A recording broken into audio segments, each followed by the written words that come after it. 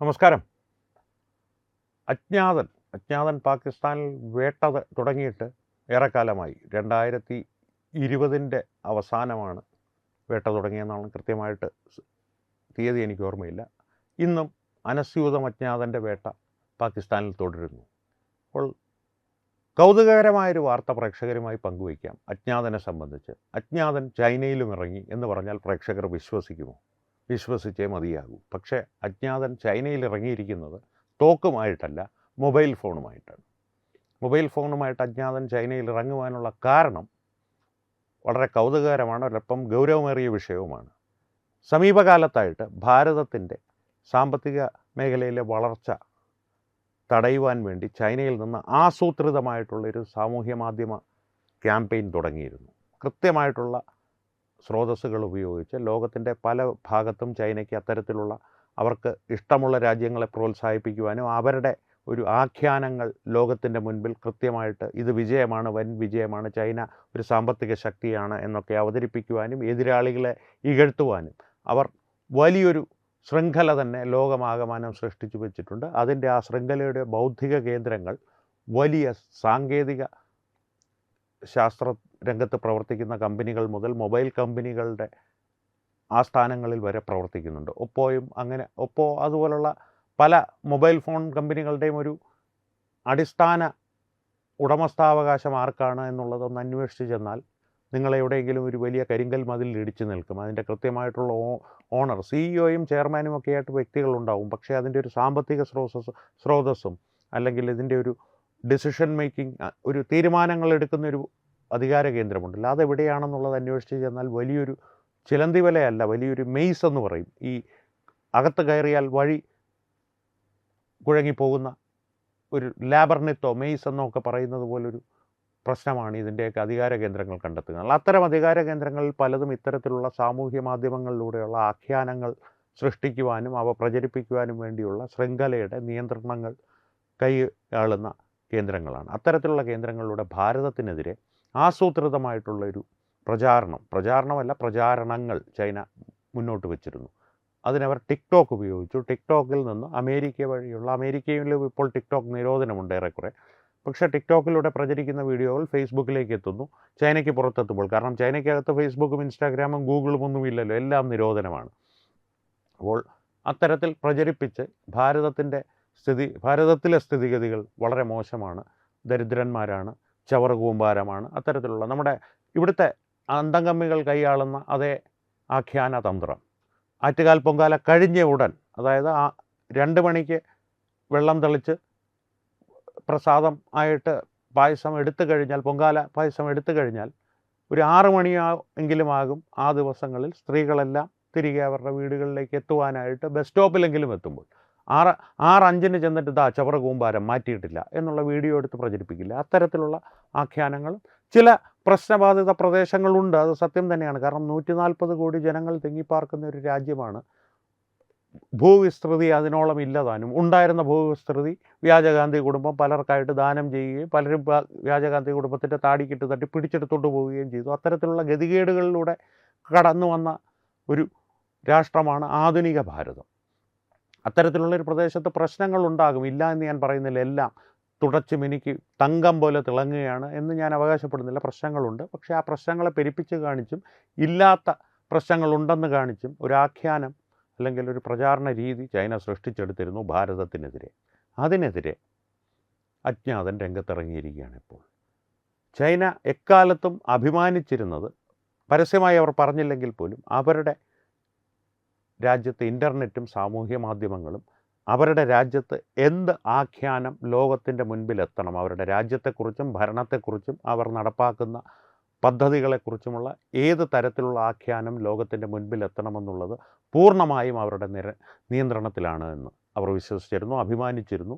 പരസ്യമായി പ്രഖ്യാപിച്ചിട്ടില്ലെങ്കിൽ പോലും അങ്ങനെ തന്നെയായിരുന്നു സ്ഥിതിഗതികൾ അജ്ഞാതൻ ഇറങ്ങുന്നതുവരെ. ഇപ്പോൾ പുറത്തു വരുന്ന വിവരങ്ങൾ ചൈനയുടെ യഥാർത്ഥ സ്ഥിതി ലോകത്തോട് വിളിച്ചു പറയുന്നവയാണ്.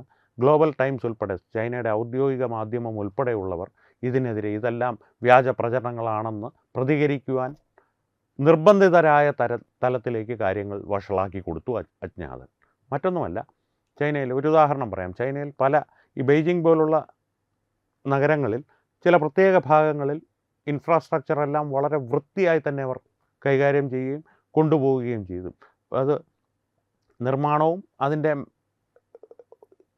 മുന്നോട്ടുള്ള പോക്കും മെയിൻ്റനൻസും എല്ലാം കൃത്യമായി തന്നെ അവർ കൊണ്ടുപോകും. പക്ഷേ അന്യഭാഗങ്ങൾ ബെയ്ജിങ്ങിൻ്റെ ഒരു പ്രത്യേക വൃത്തത്തിന് പുറത്തേക്ക് വന്നാൽ സ്ഥിതിഗതികൾ വളരെ വഷളാണ്. ഒരു ഉദാഹരണം പറഞ്ഞാൽ വലിയ കെട്ടിടങ്ങൾ കാണാം. ഒരു 10, 50, 60 നിലകളുള്ള കെട്ടിടങ്ങൾ കാണാം.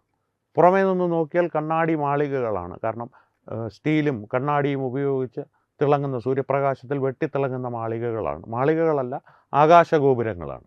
ആ ആകാശഗോപുരങ്ങളുടെ ഉള്ളിൽ പലപ്പോഴും പൊള്ളയാണ്. അവിടെ താമസിക്കുവാൻ ആൾ കാണില്ല. കാരണം താമസിക്കുവാൻ സുരക്ഷിതമല്ല ആ പ്രദേശം. അത് ഏറ്റവും താഴേക്കിടയിലുള്ള ഏറ്റവും നല്ല മോശം കാര്യമാണ്. അതിനും മോശമായിട്ടുള്ള കാര്യം മഴക്കാലത്ത് ചൈനയിലെ ഒട്ടുമിക്ക പ്രദേശങ്ങളിലെയും റോഡുകളുടെ അവസ്ഥയാണ്. നെഞ്ചോളം വെള്ളത്തിലാണ് ആളുകൾ നടക്കുന്നത്. അത് ഒരു ദൈനംദിന പ്രവൃത്തി എന്നുള്ളത് പോലെയാണ് അവർ ചെയ്യുന്നത്. പെട്ടെന്നുണ്ടായൊരു ഞെട്ടലൊന്നും അവരുടെ മുഖത്തൊന്നും കാണുവാൻ സാധിക്കില്ല. പല വീഡിയോകളും പുറത്തു വരുന്നുണ്ട്. അതാണ് പറഞ്ഞത്, അജ്ഞാതൻ തോക്ക് താഴെ വെച്ചിട്ട് മൊബൈൽ ഫോൺ തോക്കിനേക്കാളും നന്നായിട്ട് തനിക്ക് ഉപയോഗിക്കാൻ അറിയാമെന്ന് തെളിയിച്ചു കൊണ്ടിരിക്കുകയാണ്. ഇനി ഭക്ഷണ കാര്യങ്ങൾ, തെരുവ് കച്ചവടക്കാരുടെ കാര്യത്തിലാണെങ്കിൽ ഈ മാലിന്യമൊഴുകുന്ന, അതും ഈ ശൗചാലയങ്ങളിലെ മാലിന്യമൊഴുകുന്ന ഇടങ്ങളിൽ നിന്ന് വെള്ളം ശേഖരിച്ച്, അതായത് ശൗചാലയങ്ങളിലേക്കുള്ള വെള്ളമൊഴുകുന്ന സ്ഥലമല്ല, ശൗചാലയങ്ങളിൽ നിന്നുള്ള വെള്ളമൊഴുകുന്ന ഡ്രെയിനേജുകളിൽ നിന്നും എല്ലാം വെള്ളം ശേഖരിച്ച് പാചകം ചെയ്യുന്നവർ, എലികളെ പിടിച്ച് പാചകം ചെയ്യുന്ന, അത് പലതും ഭക്ഷണ രീതികളുണ്ടാകും. പക്ഷേ വൃത്തിഹീനമായ രീതിയിൽ, വൃത്തിഹീനമെന്നല്ല, അത് കഴിച്ചാൽ അസുഖം വരും, ആ ഭക്ഷണം ഒന്ന് അതിൻ്റെ ഗന്ധം ശ്വസിച്ചാൽ പോലും അസുഖം വരുമെന്നുള്ള തരത്തിൽ വൃത്തിഹീനമായിട്ടുള്ള പാചക രീതികൾ ചൈനയിൽ ഒട്ടാകെ നടക്കുന്നത് വൃദ്ധസദനങ്ങളിൽ, ശൗചാലയങ്ങളിൽ, അതായത് നമ്മുടെ ഇന്ത്യൻ ക്ലോസറ്റൊക്കെ ഉണ്ടല്ലോ, അതുപോലുള്ള ക്ലോസറ്റുകളിൽ ഇരിക്കുകയല്ല അവർ, അവിടെ തന്നെയാണ് അവർ കിടക്കുന്നതും ആഹാരം കഴിക്കുന്നതും മറ്റ് അവരുടെ ദിനചര്യകൾ നിർവഹിക്കുന്നതും. അത്തരത്തിലുള്ള വൃദ്ധസദനങ്ങൾ. ഈ വിഷയങ്ങളെല്ലാം, ഈ സത്യങ്ങളെല്ലാം ലോകത്തിൻ്റെ മുൻപിലെത്തിച്ചു അജ്ഞാതൻ 48 മണിക്കൂർ കൊണ്ട്. 48 മണിക്കൂറുകൾ ചൈനയ്ക്ക് എന്താണ് സംഭവിക്കുന്നതെന്ന് അറിയാത്ത രീതിയിലുള്ള ഒരു സർജിക്കൽ സ്ട്രൈക്കായിരുന്നു അത്. കൃത്യമായിട്ട് ഇപ്പോൾ പറയുന്നത് ഇന്ത്യൻ സോഷ്യൽ മീഡിയ ഇൻഫ്ലുവൻസേഴ്സ് ആണ് ഇത്തരത്തിലുള്ള വ്യാജ പ്രചാരണത്തിനെതിരെ എന്നാണ് ഗ്ലോബൽ ടൈംസ് ഉൾപ്പെടെയുള്ള ചൈനയുടെ ഔദ്യോഗിക മാധ്യമമാണ് അവർ പറയുന്നത്. ഔദ്യോഗിക ജിഹ്വ എന്ന് തന്നെ പറയാം. അവർ പറയുന്നത് അല്ലെങ്കിൽ ആരോപിക്കുന്നത്. ഈ ആരോപണങ്ങളുടെ പിന്നിൽ ഒരു പ്രശ്നമുണ്ട്. ഈ ആരോപണങ്ങൾക്ക് തെളിവ് ചോദിക്കുമ്പോൾ അവർ പറയുന്നത് കണ്ടില്ലേ, ഇവരെല്ലാം പല ഐഡിയകളും ഇത് ഷെയർ ചെയ്യുന്നുണ്ട്, അത് സത്യമാണ്. പക്ഷേ ഇതിൻ്റെ സ്രോതസ്സ്, ഉദ്ഭവം എവിടെ നിന്നാണെന്നുള്ളത് കണ്ടുപിടിക്കുവാൻ ചൈനയ്ക്ക് സാധിച്ചിട്ടില്ല. തന്നെയുമല്ല, ചൈനയിൽ നിന്ന് ഈ സാമൂഹ്യ മാധ്യമങ്ങളിലെ ഇൻഫ്ലുവൻസേഴ്സ് എന്ന് വിളിക്കപ്പെടുന്ന ആളുകൾക്ക്, ഇത് പ്രചരിപ്പിക്കുന്ന ആളുകൾക്ക് ഈ വീഡിയോ എവിടെ നിന്ന് കിട്ടി? ആ ചോദ്യത്തിന് ചൈനയുടെ പക്കൽ ഉത്തരമില്ല. അവിടെയാണ് ഞാൻ പറഞ്ഞത്, അജ്ഞാതൻ പാകിസ്ഥാനിൽ തോക്ക് വെച്ച് ക്ലീൻ ചെയ്യാൻ കൊടുത്തിരിക്കുകയാണെന്ന് തോന്നുന്നു. തോക്കല്ല, ഞാൻ 48 മണിക്കൂറുകൾ കഴിഞ്ഞ് വരാമേ എന്ന് പറഞ്ഞ് ചൈനയിലേക്ക് കടന്നിരിക്കുകയാണ്. കാരണം ഇപ്പോൾ ഈ ഗിൽഗിസ്ഥാനിലും ബലൂചിസ്ഥാനിലും ഒക്കെ കൂടിയായിട്ട് ചൈന റോഡ് നിർമ്മിക്കുന്നുണ്ടല്ലോ. അതുകൊണ്ട് അജ്ഞാതന് കുറച്ചുകൂടി സുഗമമായി ചൈനയിലേക്ക് എത്തുവാൻ സാധിക്കുമായിരിക്കും. എന്തായാലും ചൈനയ്ക്കെതിരെ വലിയൊരു സർജിക്കൽ സ്ട്രൈക്കാണ് അജ്ഞാതൻ നടത്തിയിരിക്കുന്നത്. അത് ചൈനയെ അടിമുടി പിടിച്ചുലച്ചിട്ടുണ്ട് എന്നുള്ള കാര്യത്തിലും സംശയം വേണ്ട. കാരണം മറ്റൊരിക്കലും ഇല്ലാത്ത തരത്തിൽ ചൈനയെക്കുറിച്ച് വിശദമായ ഡോക്യുമെൻ്ററികൾ ഇതിനു മുൻപ് പുറത്തു വന്നിട്ടുണ്ട്. ചൈന ഈ അവകാശപ്പെടുന്ന അവരുടെ സാമ്പത്തിക വളർച്ച പൊള്ളയാണ്, വ്യാജമാണ് എന്നുള്ള തരത്തിൽ രേഖകളോടെ, പലപ്പോഴും വീഡിയോ ദൃശ്യങ്ങൾ സഹിതം, ഇതൊക്കെയാണ് അതിൻ്റെ തെളിവുകൾ. അവരവകാശപ്പെടുന്നത് ഇന്നതാണ്, ഇന്ന രീതിയിലാണ് കാര്യങ്ങൾ നടക്കുന്നത്. 10 ദിവസം കൊണ്ട് പാലം കെട്ടി. പക്ഷേ ആ പാലം കെട്ടിയിരിക്കുന്ന പാലത്തിൻ്റെ പണി പൂർത്തിയായത് 2015 ഇന്നോളം അതുവഴി ഒരു വാഹനം പോലും കടന്നു പോയിട്ടില്ല. കാരണം ഇത് ഫോട്ടോ എടുത്തോ വീഡിയോ എടുത്തോ ലോകത്തിൻ്റെ മുൻപിൽ അവതരിപ്പിക്കുവാനുള്ള പാലം മാത്രമാണ്. ഇത്തരത്തിലുള്ള വിവരങ്ങൾ പുറത്തുവിട്ടുകൊണ്ട് പലരും സ്വന്തം ജീവൻ പണയം വെച്ചുകൊണ്ട്, കാരണം അവിടെ ഇത്തരത്തിലുള്ള വീഡിയോ എടുത്ത് ഇതാണ് ഉദ്ദേശമെന്നറിഞ്ഞാൽ പിന്നെ അവൻ പുറം ലോകം കാണില്ല എന്നുള്ള കാര്യം ഉറപ്പാണ്. അത്തരത്തിൽ ഉള്ള റിസ്ക് എടുത്ത് ജീവൻ പണയം വെച്ച് പലരും ഡോക്യുമെൻ്ററികൾ ചെയ്തിട്ടുണ്ട്. അന്നൊന്നും കുലുങ്ങാത്ത ചൈന ഇന്നാകെ അടിമുടി ഉലഞ്ഞിരിക്കുകയാണ്, പരിഭ്രാന്തരായിരിക്കുകയാണ്. എന്തായാലും അജ്ഞാതൻ, പാകിസ്ഥാൻ എന്തായാലും സന്തോഷിക്കേണ്ട. മൊബൈൽ ഫോണിലുള്ള കർമ്മം കഴിഞ്ഞ് 48 മണിക്കൂറുകൾ കൊണ്ട് മൊബൈലിലൂടെ ചൈനയെ പിടിച്ചു കുലുക്കാമെങ്കിൽ വീണ്ടും അജ്ഞാതൻ വന്ന് തോക്ക് കയ്യിലെടുത്തുകൊള്ളും. എന്ന് തന്നെയാണ് ഭാരതീയരെല്ലാം പ്രതീക്ഷിക്കുന്നത്. പക്ഷേ ഈ വിവരം പ്രേക്ഷകരുമായിട്ടൊന്ന് പങ്കുവയ്ക്കണമെന്ന് തോന്നി. കാരണം മുഖ്യധാരാ മാധ്യമങ്ങളൊന്നും അറിഞ്ഞ മട്ട് കാണിക്കുന്നില്ലത്. പക്ഷേ ഇത്തരത്തിലുള്ളൊരു നീക്കം ഇനി ചൈന ഒരു കാര്യം കൂടി പറഞ്ഞ് നമുക്ക് അവസാനിപ്പിക്കാം. ചൈന പറയുന്നത് പോലെ സോഷ്യൽ മീഡിയ ഇൻഫ്ലുവൻസേഴ്സ് നേരിട്ടിറങ്ങി തന്നെയാണ് ഇത് ചെയ്യുന്നതെന്ന് കരുതുക. തുർക്കിയുടെ കാര്യത്തിലൊക്കെ അത് ചെയ്തിരുന്നു. കാരണം ഓപ്പറേഷൻ സിന്ദൂർ നടക്കുന്ന സമയത്ത് പാകിസ്ഥാനെ സഹായിച്ചതിന് ആരും ആഹ്വാനം ചെയ്യാതെ ഭാരതീയർ മുന്നിട്ടിറങ്ങി സാമൂഹ്യ മാധ്യമങ്ങളിലൂടെ ഒരു പ്രചാരണം അഴിച്ചുവിട്ട് തുർക്കിക്കുണ്ടാക്കിയ നഷ്ടം ചില്ലറയല്ല. ഇന്നലെ തത്വമയി ന്യൂസ് അത് സംബന്ധിച്ചൊരു വാർത്തയും പ്രേക്ഷകരുടെ മുമ്പിൽ എത്തിച്ചിരുന്നു. അതുപോലെ ചെയ്തതാണെന്ന് തന്നെ കരുതുക. അതാണ് സത്യമെന്ന് കരുതുക. അപ്പോൾ ചൈന കൂടുതൽ ദുർബലരായാണ് ലോകത്തിൻ്റെ മുൻപിൽ കാണപ്പെടുന്നത്. കാരണം സാധാരണ ഒരു സാമൂഹ്യ മാധ്യമത്തിൽ പ്രവർത്തിക്കുന്ന അല്ലെങ്കിൽ സജീവമായൊരു വ്യക്തിക്ക്, ഒരു ഭാരതീയന്, ചൈനയുടെ ഉരുക്ക് മതിലുകൾ കൊണ്ട് മറച്ചിരിക്കുന്ന ചൈനയുടെ ആ ഉരുക്ക് മതിലുകൾ ഭേദിച്ച് ഇത്തരത്തിലുള്ള വിവരങ്ങൾ പുറത്തു കൊണ്ടുവരാമെങ്കിൽ, കാരണം ഇത് AI ആണെന്നവർ, ഇതെല്ലാം AI ഉപയോഗിച്ച് വ്യാജമായി സൃഷ്ടിക്കപ്പെട്ട വീഡിയോ ആണെന്ന് അവർ ആരോപിച്ച് നോക്കി. പക്ഷേ അതെല്ലാം പൊളിഞ്ഞു വീണു. അപ്പോൾ ഈ വീഡിയോയുടെ സാധുതയും ഒറിജിനാലിറ്റിയും എല്ലാം സ്ഥിരീകരിക്കപ്പെട്ട സ്ഥിതിക്ക് ഈ സാമൂഹ്യ മാധ്യമത്തിലെ പ്രവർത്തകരാണ്, സാധാരണ ഭാരതീയരാണ് ഇത് ചെയ്തതെങ്കിൽ അവരുടെ സ്രോതസ്സ്, അവരുടെ ഒരു ആക്സസ് ഉണ്ടല്ലോ, അവരുടെ ഒരു കഴിവ്, അതിനെ അംഗീകരിച്ചേ പറ്റുകയുള്ളൂ. ചൈനയുടെ കഴിവ് കേടും. അതുകൊണ്ട് തന്നെയാണ് പറഞ്ഞത്, അജ്ഞാതൻ 48 മണിക്കൂറുകൾ കൊണ്ട് ചൈനീസ് വൻമതിൽ ഏതാണ്ട് പിടിച്ച് കുലുക്കി ഇപ്പോൾ പൊളിഞ്ഞു വീഴുമെന്നുള്ള പരുവത്തിലാക്കി വെച്ചിട്ടുണ്ട്. തിരികെ വന്ന് തോക്കെടുക്കുവാനായിട്ട് അജ്ഞാതൻ പോയോ അതോ മൊബൈലുമായി ചൈനയിൽ തന്നെ കറങ്ങി നടക്കുന്നുണ്ടോ എന്നറിയില്ല. അജ്ഞാതനാണല്ലോ, നമുക്ക് ഫോൺ വിളിച്ച് ചോദിക്കാൻ പറ്റില്ലല്ലോ.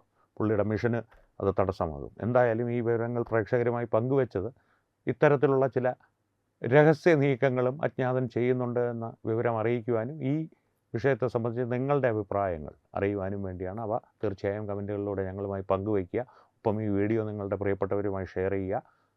കൂടാതെ ഏറ്റവും പ്രധാനപ്പെട്ട ഒരു വിഷയം, തത്വമയി കുടുംബത്തിൻ്റെ ഭാഗമായി ഓരോ പ്രേക്ഷകരും മാറുക. സബ്സ്ക്രിപ്ഷനിലൂടെ തത്വമയി ന്യൂസ് സബ്സ്ക്രൈബ് ചെയ്യുക. സംവാദങ്ങൾ തുടരട്ടെ. വീണ്ടും കാണാം. നന്ദി, നമസ്കാരം. HIV അണുബാധ സന്തോഷപൂർണമായ ഒരു ജീവിതത്തിന് തടസ്സമല്ല. HIV അണുബാധയ്ക്ക് ഫലപ്രദമായ ചികിത്സ ഇന്ന് ലഭ്യമാണ്. ഇതിന് യഥാസമയം അണുബാധ കണ്ടെത്തുന്നതും കാലേക്കൂട്ടി ചികിത്സ നടത്തേണ്ടതും അത്യാവശ്യമാണ്. സൗജന്യമായ ചികിത്സയും മാർഗനിർദ്ദേശങ്ങളും സർക്കാർ ആശുപത്രികളിലെ ART അഥവാ ഉഷസ് കേന്ദ്രങ്ങളിൽ ലഭ്യമാണ്. ആരോഗ്യ സംരക്ഷണം ഓരോരുത്തരുടെയും ഉത്തരവാദിത്തമാണ്.